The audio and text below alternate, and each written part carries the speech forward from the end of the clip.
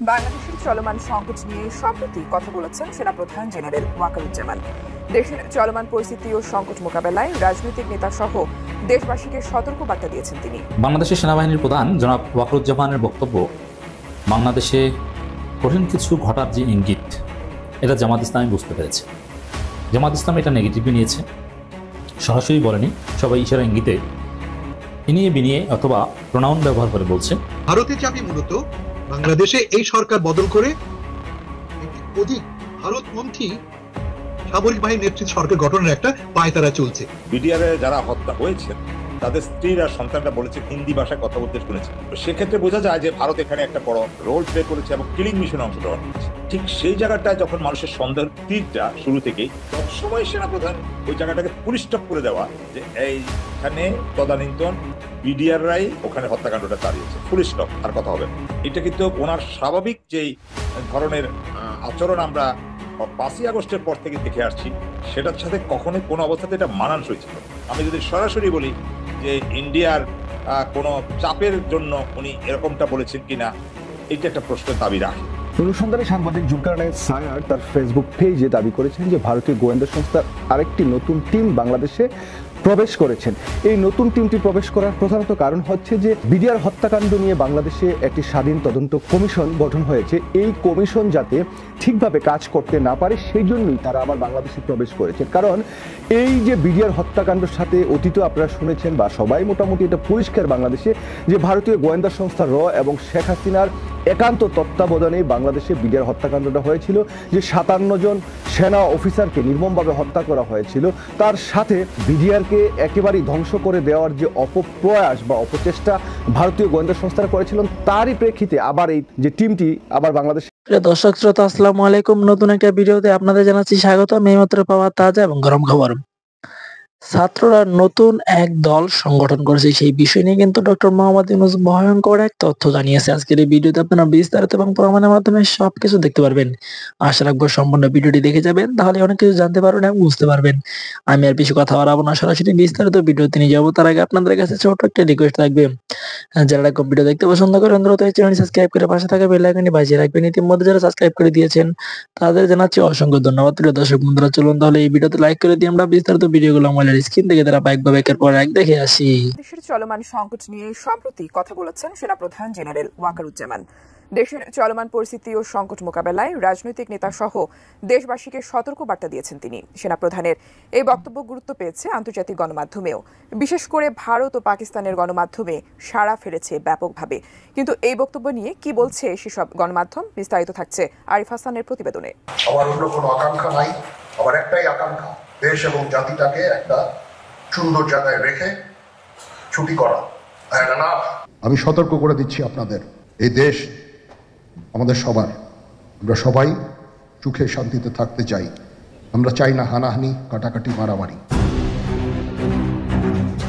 বাংলাদেশের চলমান পরিস্থিতি ও রাজনৈতিক অস্থিরতা নিয়ে সেনাপ্রধান জেনারেল ওয়াকারুজ্জামানের বক্তব্য ব্যাপক সাড়া ফেলেছে আন্তর্জাতিক গণমাধ্যমেও। বিশেষ করে ভারতীয় সংবাদ মাধ্যমগুলো এ বিষয়ে ব্যাপকভাবে আলোচনা চালিয়ে যাচ্ছে, যেখানে তারা সেনাপ্রধানের সতর্কবার্তাকে আঞ্চলিক স্থিতিশীলতার প্রেক্ষাপটে গুরুত্ব দিচ্ছে।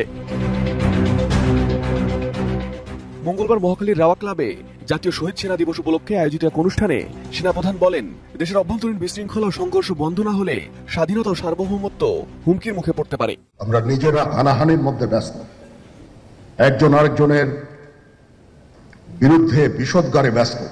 আমি আপনাদের সতর্ক করে দিচ্ছি, পরে বলবেন যে আমি সতর্ক করিনি। আমি আপনাদের সতর্ক করে দিচ্ছি, আপনারা যদি নিজেদের মধ্যে ভেদাভেদ ভুলে একসাথে কাজ না করতে পারেন, নিজেরা যদি কাদা ছোড়াছুড়ি করেন, মারামারি কাটাকাটি করেন, এই দেশ এবং জাতির স্বাধীনতা সার্বভৌমত্ব বিপন্ন হবে। আমি আজকে বলে দিলাম, নাইলে আপনারা বলবেন যে আমি আপনাদের সতর্ক করিনি। আমি সতর্ক করে দিচ্ছি আপনাদের, এই দেশ আমাদের সবার, আমরা সবাই সুখে শান্তিতে থাকতে চাই। আমরা চাই না হানাহানি, কাটাকাটি, মারামারি। সেনাপ্রধানের এই বক্তব্য ভারতীয় সংবাদ মাধ্যমগুলোতে ব্যাপক সাড়া ফেলে। The Hindu, Times of India ও হিন্দুস্তান টাইমস সহ অন্যান্য গণমাধ্যমগুলো সেনাপ্রধানের বক্তব্যকে বাংলাদেশের চলমান রাজনৈতিক অস্থিরতার প্রেক্ষাপটে প্রকাশ করেছে।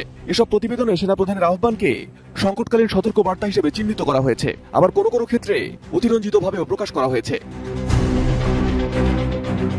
সেনাপ্রধানের এই সতর্কবার্তা ভারতীয় সংবাদ মাধ্যম এনডিটিভিতে বাংলাদেশের প্রধান উপদেষ্টার সাথে সেনাপ্রধানের দ্বন্দ্ব শিরোনামে খবর প্রকাশিত হয়েছে। ইন্ডিয়া টুডের প্রতিবেদনে বলা হয়, প্রধান উপদেষ্টাকে হুঁশিয়ারি দিয়েছেন সেনাপ্রধান। এমনকি কোনো কোনো গণমাধ্যমের শিরোনামে বলা হয়, আগামী ডিসেম্বরের মধ্যে নির্বাচন আয়োজন করতে প্রধান উপদেষ্টা ডক্টর ইউনূসকে হুঁশিয়ারি দিয়েছেন সেনাপ্রধান। পাশাপাশি বেশ কিছু ভারতীয় সংবাদ মাধ্যম সেনাপ্রধানের এই বক্তব্যকে অভ্যুত্থান পরবর্তী বাংলাদেশের সামরিক অবস্থানের ইঙ্গিত বিশেষভাবে উল্লেখ করেছে। কিছু বিশ্লেষক মন্তব্য করেছেন, বাংলাদেশের সেনাবাহিনী রাজনৈতিক সংকট নিরসনে সরাসরি ভূমিকা নেবে কিনা তা নিয়ে ভারত উদ্বিগ্ন। অথচ সেনাপ্রধান তার বক্তব্যে বাংলাদেশের সেনাবাহিনীর নিরপেক্ষ অবস্থান সম্পর্কে স্পষ্ট ব্যাখ্যা দিয়েছেন। বিডিআর এর যারা হত্যা হয়েছেন তাদের স্ত্রীরা সন্তানরা বলেছেন হিন্দি ভাষায় কথা বলতে শুনেছেন। সেক্ষেত্রে বোঝা যায় যে ভারত এখানে একটা বড় রোল প্লে করেছে এবং কিলিং মিশনে অংশগ্রহণ করেছে। ঠিক সেই জায়গাটায় যখন মানুষের সন্দেহের তীরটা শুরু থেকেই, তৎসময় সেনাপ্রধান ওই জায়গাটাকে পুলিশ স্টপ করে দেওয়া যে এইখানে তদানীন্তন বিডিআর রাই ওখানে হত্যাকাণ্ডটা চালিয়েছে, ফুল স্টপ, আর কথা হবে না। এটা কিন্তু ওনার স্বাভাবিক যেই ধরনের আচরণ আমরা 5ই আগস্টের পর থেকে দেখে আসছি, সেটার সাথে কখনোই কোনো অবস্থাতে এটা মানানসই ছিল না। আমি যদি সরাসরি বলি যে ইন্ডিয়ার কোনো চাপের জন্য উনি এরকমটা বলেছেন কিনা, এইটা একটা প্রশ্নের দাবি রাখে। ভারতের কাছে এত করজোরে মিনতি করার পরও বড় বড় নেতারা, বিএনপির নেতারা গিয়ে অমিত শাহর কাছে এভাবে করে নমস্কার করার পরেও বিএনপির প্রতি তারা আস্থা রাখেন। এখন কি এমন ঐশ্বরিক ঘটনা ঘটেছে যে বিএনপির প্রতি তারা খুবই আশা? এই কারণেই কিন্তু সেনাপ্রধানের বক্তব্যে আরেকটা দিক আছে, আরেকটা মাত্রা যোগ হয়েছে, ইনক্লুসিভ। আসলে জাতি গত 24 ঘন্টা বা 48 ঘন্টা বলতে পারেন আরেকটা নতুন করে একটা গৌরব ধাঁধায় পড়ে গেছে। এই ঘটনাটার সূত্রপাত হয়েছিল রাওয়ার একটা অনুষ্ঠানে আমাদের সেনাপ্রধান জনাব ওয়াকারুজ্জামান সাহেবের একটা বক্তব্যকে ঘিরে। প্রথম সূচনাটা কিন্তু সেখান থেকে হয়েছে, মানে গত 48 ঘন্টার ঘটনা প্রবাহ আমরা যদি লক্ষ্য করি।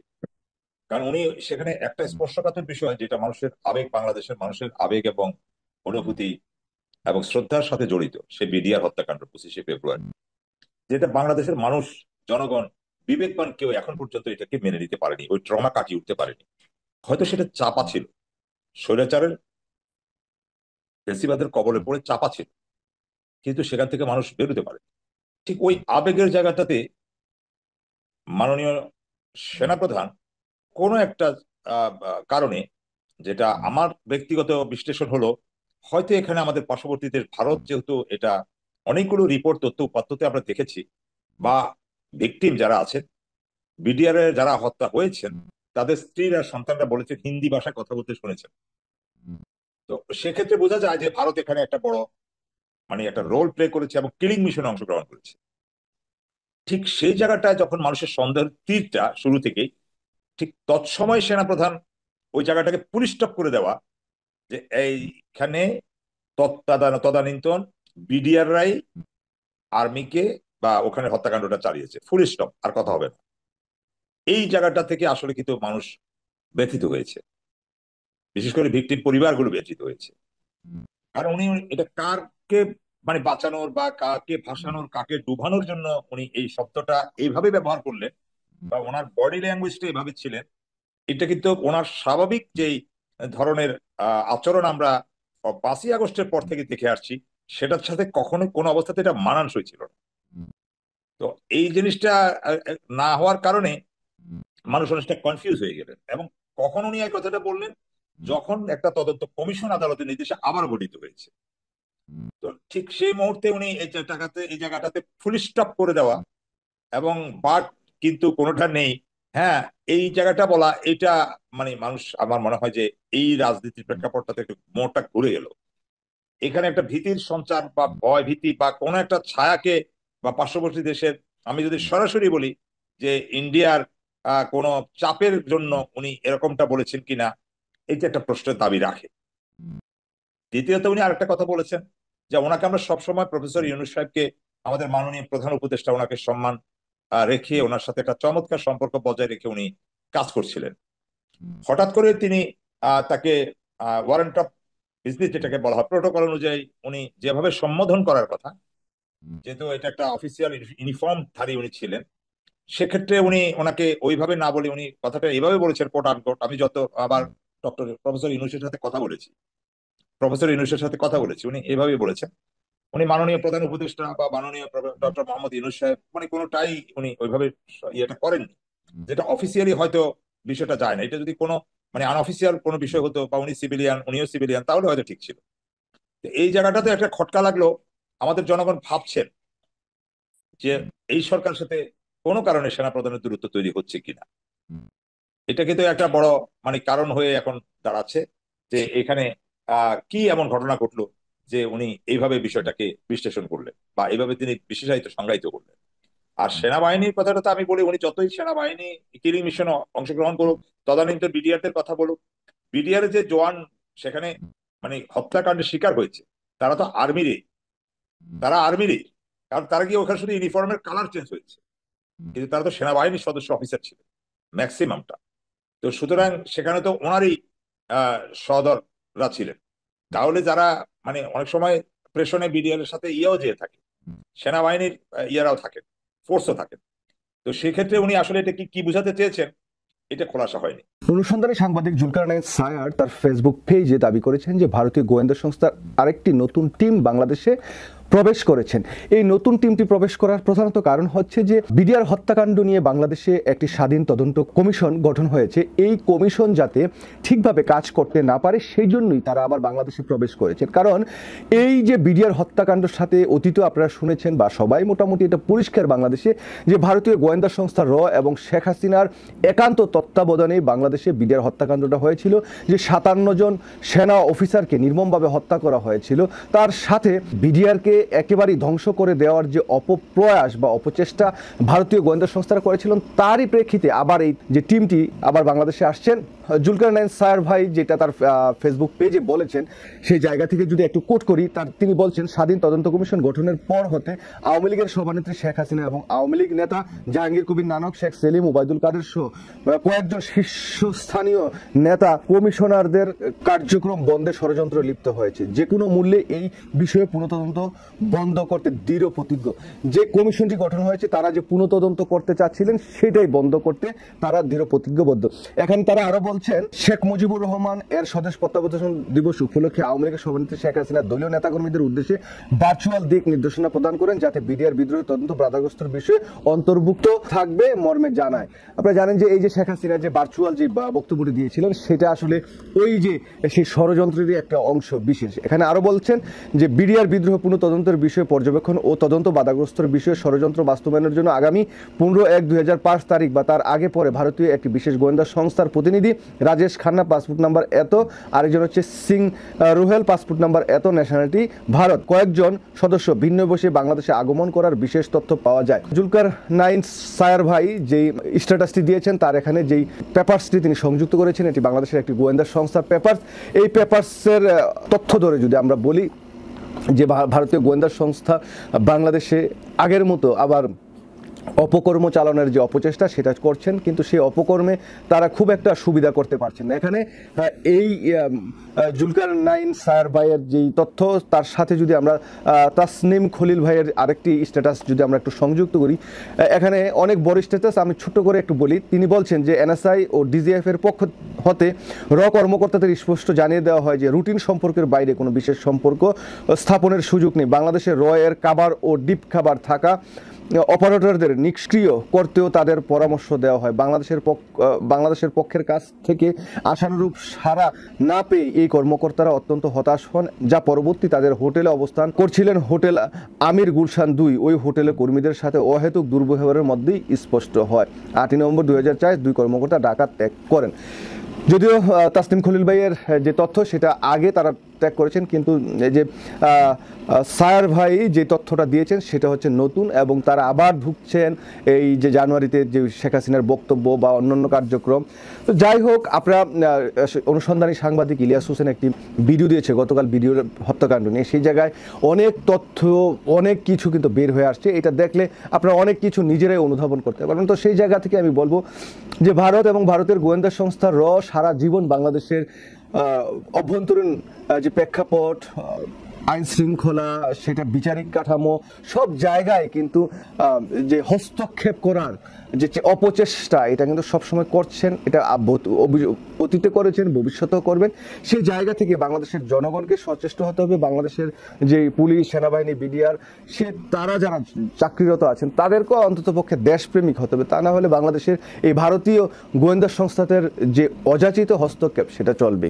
তো আমি আশা করব যে বাংলাদেশে এসে তারা হয়তো আর বর্তমানে বা ভবিষ্যতে খুব ভালো একটা সুবিধাজনক অবস্থানে আর থাকবে না, কারণ তাদের যে ষড়যন্ত্র সেটা বাংলাদেশের প্রত্যেকটা মানুষ আসলে ধরে ফেলেছেন, সেটা সবাই এখন বুঝতে। প্রথমে ভালো খবর, আনিসুল সালমান আর নুরুজ্জামানের হাত পিছে নিয়ে হাত করা পড়াইছে। এটা একটা প্রতীকী তাৎপর্য আছে। তাৎপর্য হইতেছে প্রফেসর ইউনূসের সরকার শক্তিশালী হইতেছে। আগে পারতো না, এখন পারতেছে হাত করা পড়াইতে। বুঝছাও? আপনাদের মনে আছে আমি প্রথম থেকে কয়ে আসতেছি এই সরকার বিপ্লবী সরকার হয় নাই। আমাদের প্রচুর আফসোস ছিল। আমি কলে হাল ছাইরা দিই নাই। প্রথমে ভাবছিলাম আমি বিরোধী দল হই, পরে দেখি আরে আওয়ামী লীগেরা মজা পাইয়া যাইতেছে। তারপরে ভাবলাম বরং দেখি সরকারকে সাহায্য করি, সাহস যোগাই। কাম হইল। আপনারা দেখছেন সরকার ক্রমেই শক্তি অর্জন করতে থাকলো। আমরা সরকারের বেসরকারি পার্টনার হয়ে উঠলাম। সরকার বিপ্লবী কাজ করা শুরু করলো।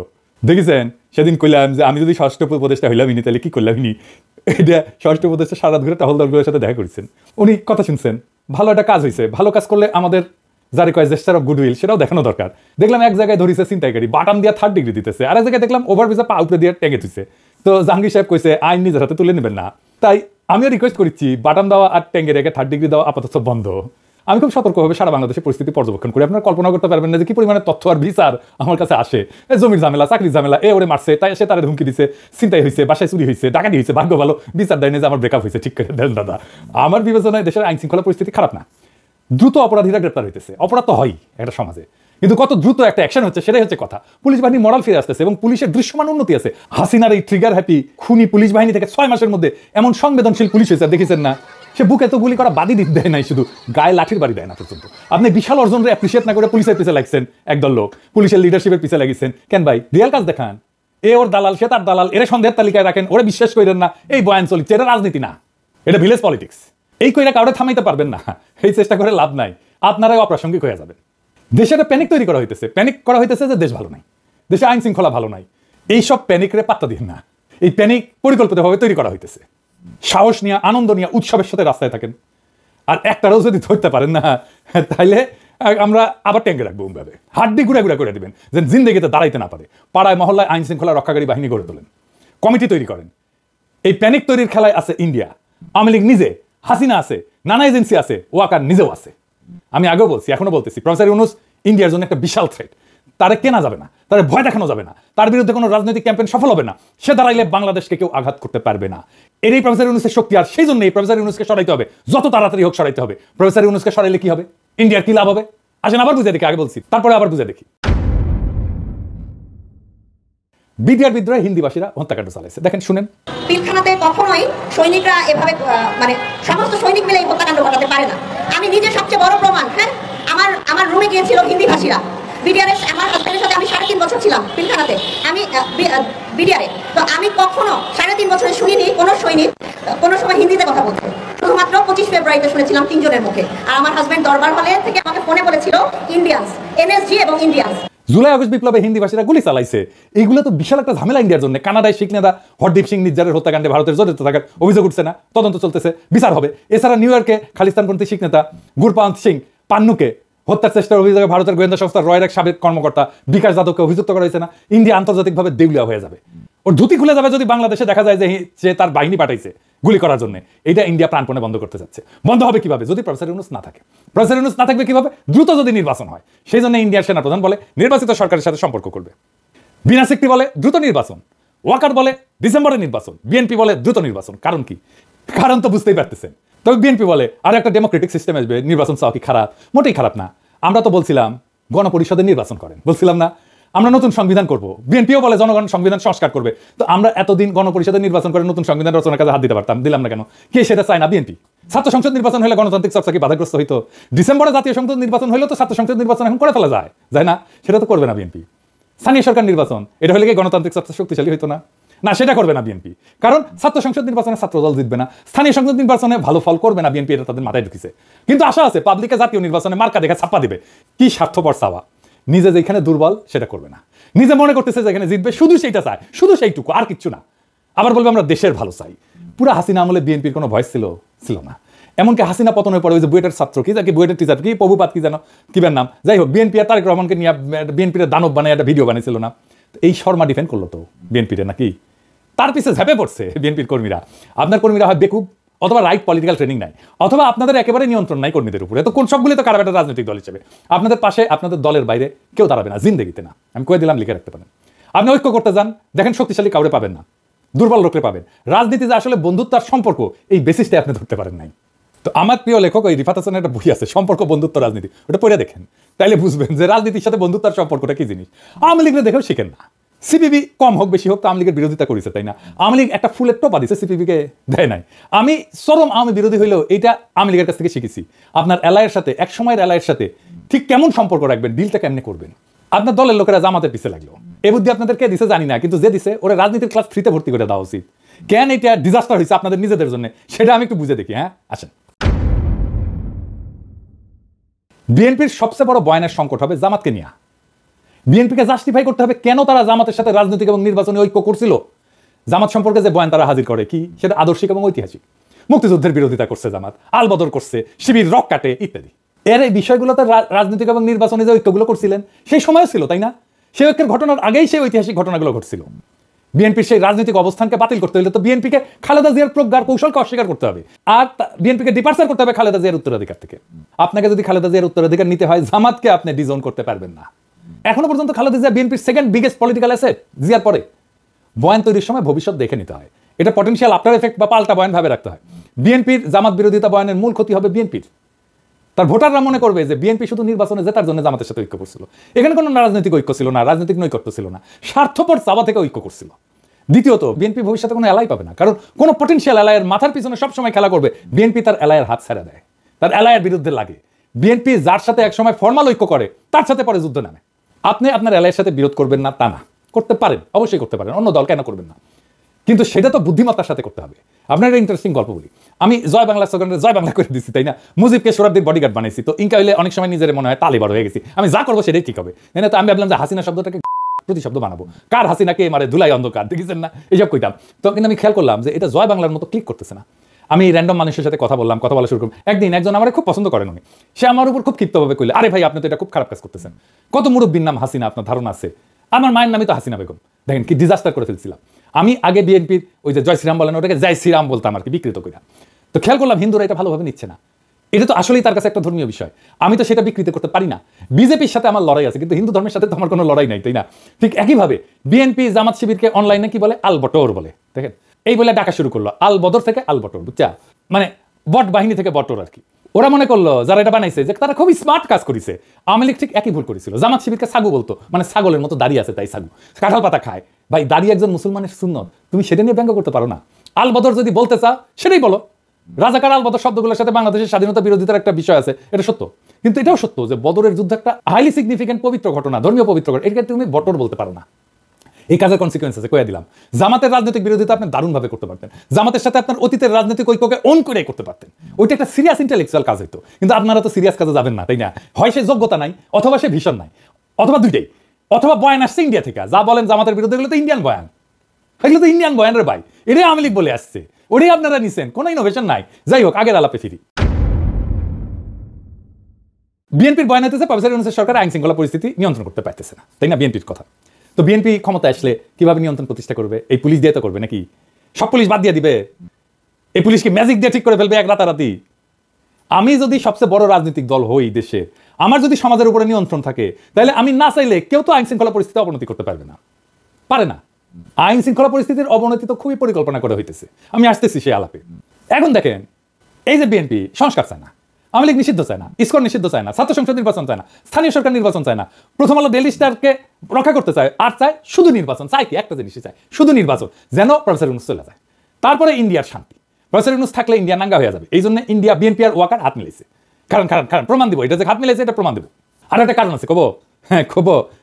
বিএনপি কঠিন মাইন্ড করবে আর জামাত খুব খুশি হবে। কারণ হইতেছে বিএনপি প্রত্যেকদিন জনসমর্থন হারাইতেছে, আর জামাত প্রত্যেকদিন তার রাজনৈতিক অবস্থান মজবুত করতেছে আর তার সমর্থন বাড়তেছে। ছাত্র তরুণদের মধ্যে জামাত আর শিবিরের জনপ্রিয়তা অবিশ্বাস্যভাবে বাড়ছে। বিএনপি ওয়ালারা মনে করতেছে যে মানুষ মার্কা দেখা ছাপ্পা দিবে, হ্যাঁ তা দিবে, কিন্তু কোন মার্কা দেখা ছাপ্পা দিবে সেটা জানেন না। দেখেছেন জামাতের লোকদের হাসি কান পর্যন্ত গেছে, বেশি হাসেন না, হ্যাঁ আপনাদের আবার পাংখা যেন না গজায়। আপনারা সরকারি দল হইলে আর আপনারা জালেম হয়ে উঠলে আমি তার বিরুদ্ধে দাঁড়াইবো। আজকে মাহমুদ ভাই ফোন দিছিলেন, তো উনি বললেন তোমার বাড়ি তো নর্থ বেঙ্গলে, জামাতের তো অবিশ্বাস্য জনপ্রিয়তা এই অঞ্চলে। আমার কথা না, মাহমুদ ভাইয়ের কথা। উনি মাঠের পালস খুব ভালো বুঝতে পারেন। বিএনপির পলিটিক্যাল ডিরেকশন যারা ঠিক করতেছেন তারা নিজেদের অবস্থান রিভিউ করেন। এবার আসেন আমরা দেখি কেন আপনাদের সাথে ইন্ডিয়ার ওয়াকার বরাবর হয়েছে বলে জনগণের মনে ধারণা জন্মাইছে। ওয়াকার রাওয়াতে বক্তব্য দেওয়ার 2 দিন আগে ও একটা বিএনপির নতুন থিঙ্ক ট্যাঙ্ক হয়েছে, উঠে গেছিল FSDS। এটা মিটিংয়ে গিয়ে পররাষ্ট্রনীতি নিয়ে কথা বলছে ও পররাষ্ট্রনীতির কি বুঝে। ওই মিটিংয়ে সেখানে বিএনপির সব লোকজন, মির্জা ফখরুল আছে, আর্মি চিফ, এরকম একটা পলিটিক্যালি চার্জ মিটিংয়ে যাইতে পারে? কখন যায়? যখন অ্যালাইনমেন্ট হয়, বরাবর হয়, তাই না? ওনাকে এই মিটিংয়ে যাওয়া উচিত হয়েছে। ফজলে ইলাহি আকবর এই হচ্ছে এই প্রতিষ্ঠানের প্রধান, সে বিএনপির আর্মি লবি দেখে। অভিযোগ আছে উনি আর্মির পারপিট্রেটর যারা এই সমস্ত গুম খুনটুন করছে তাদের বাঁচানোর জন্য উদ্যোগ নিছেন। এই যে অফিসেও নাকি করেছেন ডিওএসএসে, জমজমাট অফিস হচ্ছে, শোনা যায় আর্মির সাথে কানেক্টেড আওয়ামী লীগের এক ব্যবসায়ী এই প্রতিষ্ঠানের ফান্ডিং এর সাথে যুক্ত। সত্য মিথ্যা জানি না। এর 2 দিন পরে রাওয়াতে বক্তব্য। এই বক্তব্য নিয়ে উৎসাহ দেখালো কে? বিএনপি আর আওয়ামী লীগ, আর কেউ না। কি অবিশ্বাস্য ব্যাপার। ওয়াকার সাহেব তো চাকরিবিধি লঙ্ঘন করছে বলে ডক্টর ইউনূস আমার সাথে একমত হয়েছে। শুনুন, আমি যতবারই ডক্টর ইউনূসের সাথে কথা বলেছি, he completely agrees with me. There should be free, fair and inclusive election, and that election should be within December or close to that. যেটা আমি প্রথমেই বলেছিলাম যে 18 মাসের মধ্যে একটা ইলেকশন। আরে বেটা তুই কে?